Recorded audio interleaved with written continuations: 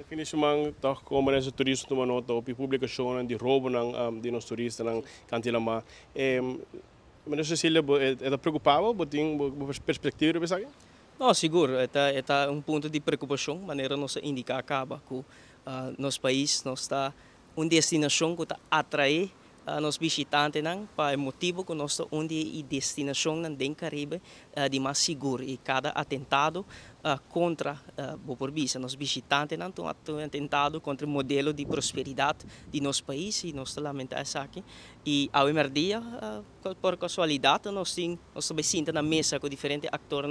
importantes de quadro aqui ao mesmo dia conjuntamente com representantes de diferentes institutos por exemplo Strand Politie pero também Ministério de Justiça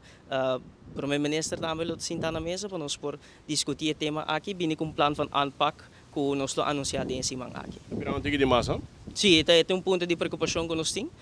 pero nós temos que queda sobrelhar que motivo para que nós temos atrair tanto visitante, tá motivo de nossa segurança e isso aqui é algo que nós temos que defender, é algo que nós temos que conservar, é